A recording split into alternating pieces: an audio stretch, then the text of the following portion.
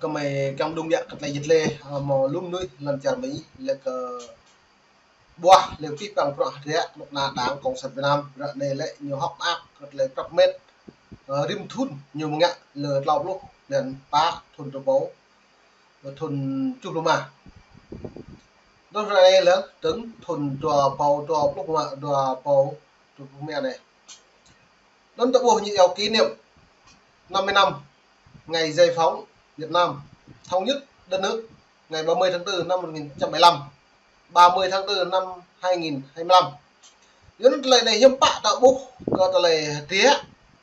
cơ ta lấy rõ đây là tôi đã bố là lấy như này lại chịu tôi Mỹ Việt Nam nhiều hoa giấy đấy mang non chất độc mày cam này lên trong bị tàn tật lệ luôn ta Mỹ bồi thường là nhiều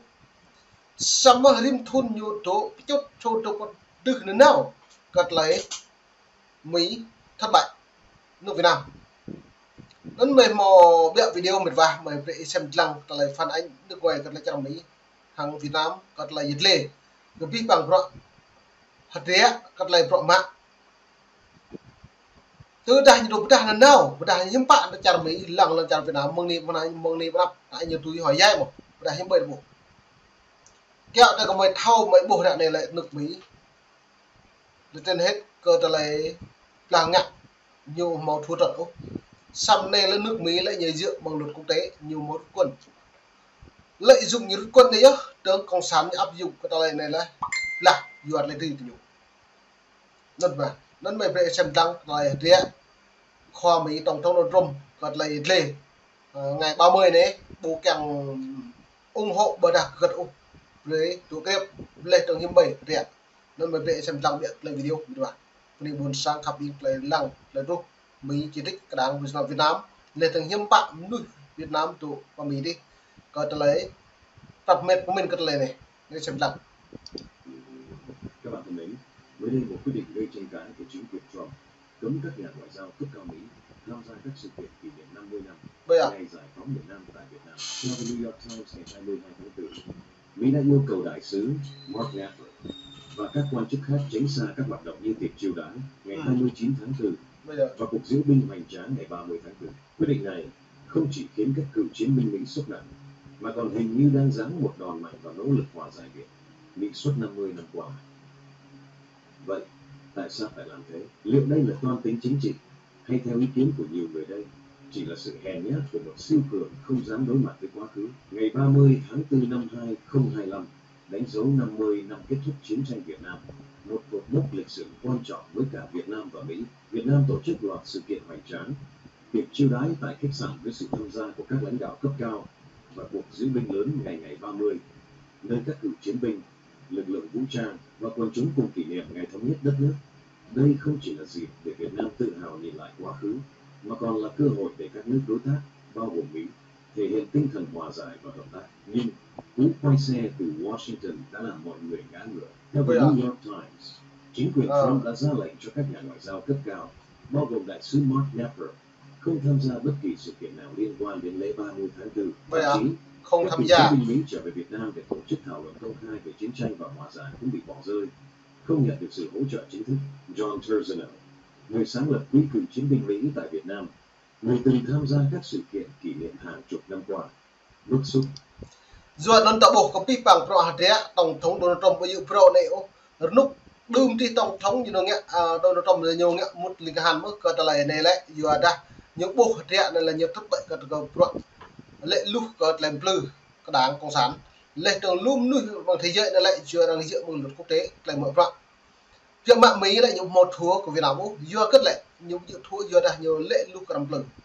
những tàu mong đi năm lệ trường cơ ta lại binh tiếp binh chiến binh Mỹ lệ trường càng ngồi ngơ là bờ tơ cái lệ cả rẻ cơ ta lại thua nó lại trình bộ tùy trả bởi năm con đồng thổ lệ trường năm thứ năm tu tôi cũng là đảng cộng sản Việt Nam có ta lại thành công có ta lại thành lập đất nước như này nên rồi chưa cất lệ khoa Mỹ tổng thống Donald Trump này nhiều tuy ta này hắn này là luôn nuôi bằng thế giới lẫn lá Việt Nam trong nước ngoài nước hắn này lại đang tụ băn khoăn nhưng bạ trẻ tổng thống Trump những tôi này lấy do cất cái nhố bố kèm theo do cất như bố binh lúc thôn tha lại kèm cùng ác và đưa lệ đá gì mang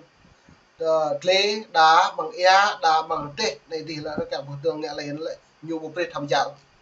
do có thì nhiều cái nhóm căn là mò rẽ áp đặt của Việt Namถึงกับ1 năm biết vậy nó mời về xem lăng vậy là những video diệt lê lúc nó lệ trong thấu đồ trống nhiều nó càng ngắt hàn mất sầm nhú tự cày trình mồm đầy các bạn đây xem lăng cái gì lên này. Tôi thực sự không hiểu nổi, đây chỉ là các nghi lễ. Việt Nam chẳng đòi hỏi gì từ Mỹ ngoài việc đứng quyết định này thật điên rồ và đáng thất vọng. Để hiểu tại sao quyết định này gây sốc, chúng ta cần lội ngược dòng một chút. Chiến tranh Việt Nam là một trong những thất bại lớn nhất của Mỹ, với hơn 58.000 lính Mỹ thiệt mạng, và để bảo vệ tổ quốc hàng triệu người Việt Nam hy sinh. Sau chiến tranh, quan hệ Việt Mỹ rơi vào đóng băng, nhưng từ thập niên 1990, hai nước đã nỗ lực hòa giải. Năm 1995, quan hệ ngoại giao được khôi phục, và đến năm 2023, Việt Nam và Mỹ nâng cấp quan hệ lên đối tác chiến lược toàn diện, một bước tiến lớn để cùng đối phó với ảnh hưởng của Trung Quốc ở khu vực. Hòa giải không chỉ dừng ở ngoại giao, các cựu chiến binh hai bên đã đóng vai trò quan trọng, từ việc tìm kiếm binh lính mất tích, rà phá bom mìn, đến xử lý da cam. Đại sứ Mark Napper, con trai một cựu chiến binh Việt Nam, từng chia sẻ trong tạp chí Dịch vụ Đối ngoại: "Tôi tin rằng để củng cố mối quan hệ, chúng ta phải tham gia sâu sắc và trực tiếp với người dân và lãnh đạo Việt Nam." Trước khi Trump nhậm chức nhiệm kỳ 2, hai nước còn lên kế hoạch mở triển lãm tại Bảo tàng chứng tích chiến tranh nhằm tôn vinh hành trình hòa giải. Nhưng giờ, dự án này đã đóng băng sau khi Trump giải thể cả hai cơ quan trên. Vậy tại sao Trump lại đưa ra quyết định khó hiểu này? The New York Times có lệnh cấm xuất phát từ đâu và vì sao được ban hành. Đưa ra: 1. Ngày 30 tháng 4 là ngày thứ 100 trong nhiệm kỳ thứ 2 của Trump. Một số quan chức Mỹ suy đoán rằng Trump hoặc một lãnh đạo Bộ Ngoại giao do ông bổ nhiệm lo ngại các sự kiện ở Việt Nam sẽ thu hút sự chú ý, làm nổi bật thất bại của Mỹ trong chiến tranh Việt Nam, một vết nhơ mà Trump luôn né tránh. Bản thân Trump từng được miễn nhập ngũ năm 1968 do gai xương gót chân, trong khi 29.406 người Mỹ cùng thời bị gọi đi lính. Trump luôn dị ứng với việc thừa nhận sai lầm. Với ông ấy, tham gia lễ 30 tháng 4 chẳng khác nào tự vả vào mặt mình, nhắc cả thế giới nhớ rằng Mỹ từng thua đau ở Việt Nam. 2. Toan tính chính trị nội bộ. Trump vốn nổi tiếng với phong cách nước Mỹ trên hết, thường xuyên gây căng thẳng với các đồng minh để ghi điểm với cử tri bảo thủ. Một nhà phân tích ngoại giao từ Anh cho rằng Trump có thể muốn gửi thông điệp cứng rắn đến những người ủng hộ rằng ông không xuống nước trước Việt Nam. Đây là cách để ông củng cố hình ảnh mạnh mẽ trong mắt cử tri, dù thực tế là tự bắn vào chân mình. 3. Áp lực kinh tế và thuế quan. Trump đã áp thuế 46% lên hàng hóa Việt Nam, mức cao hơn hầu hết các quốc gia khác, nhằm giảm thâm hụt thương mại. Thì quan chức Mỹ lo rằng Việt Nam có thể hủy lời mời đến các sự kiện 30 tháng 4 để phản ứng, nhưng điều đó không xảy ra. Dù thuế quan đã tạm hoãn, quyết định cấm tham gia lễ cho thấy Trump muốn giữ thái độ cứng rắn với Việt Nam, bất chấp các nỗ lực. Một chuyên gia kinh tế quốc tế nhận xét, Trump đang chơi trò đánh kinh tế, đập ngoại giao để gây áp lực lên Việt Nam, nhưng ông không lường được hậu quả lâu dài. Quyết định của Trump không chỉ gây thất vọng, mà còn dường như coi thường nỗ lực hòa giải Việt Mỹ suốt 50 năm qua của các thế hệ đi trước. George Black, tác giả cuốn The Long Reckoning, nhấn mạnh phải mất hàng thập kỷ để xây dựng mức độ tin tưởng và hợp tác giữa Mỹ và Việt Nam. Tất cả được củng cố bởi sự sẵn sàng giải quyết các di sản nhân đạo tồi tệ nhất của chiến tranh. Nhưng dưới thời Trump, mọi thứ đang tuột dốc không phanh. Ông đã đóng băng ngân sách USAID cho các chương trình như tìm kiếm binh lính mất tích, rà phá bom mìn và xử lý chất độc da cam. Dù Bộ Quốc phòng Mỹ đã khôi phục một phần kinh phí, các dự án như dọn dẹp ô nhiễm tại căn cứ Biên Hòa vẫn gặp khó khăn. Andrew Welsdang, cựu viên chức Viện Hòa bình Mỹ, người từng giám sát dự án triển lãm tại Bảo tàng chứng tích chiến tranh, chia sẻ, hòa giải nằm trong lợi ích kinh tế, địa chính trị và đạo đức của Mỹ. Nhưng chính quyền Trump đang làm các đối tác Việt Nam đau khổ và bối rối. Quyết định cấm tham gia lễ không chỉ làm tổn thương Việt Nam, mà còn khiến chính Mỹ mất điểm trên trường quốc tế. Một nhà ngoại giao châu Âu nhận xét, Mỹ dưới thời Trump đang tự làm suy yếu quyền lực mềm. Trong khi Trung Quốc ngày càng mở rộng ảnh hưởng, Mỹ lại tự cô lập mình với các đối tác như Việt Nam. Theo nhiều chuyên gia nói thẳng ra,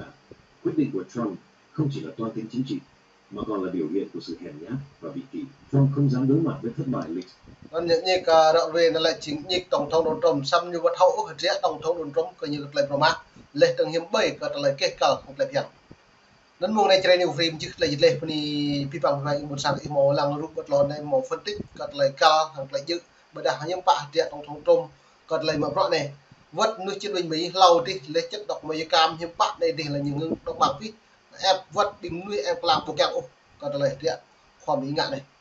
nên bằng chuyên gia nước mỹ hay này là hoang mang cả một thằng đàn ông cật lại những bạn tiện khoa pro này giá lên những bảy Việt Nam 10 năm nhưng ấy áp thuế của Việt Nam có tạo lúc còn được vừa ta bàn lần làm Việt Nam đấy lại kinh tế còn lại bị gia úc lại buôn nam xong vô cất những đi nùa còn này tôi trẻ này chính nước Mỹ này lòng Việt Nam chính tôi làm sẽ kết thúc lên trong Việt Nam gặp thun những đụng đi ông thứ và trở lại ngày 30 tháng 4 này đơn giản mùa này chơi điều free thì bằng đường sang khắp những một miền vùng từng mấy đụng đi gặp một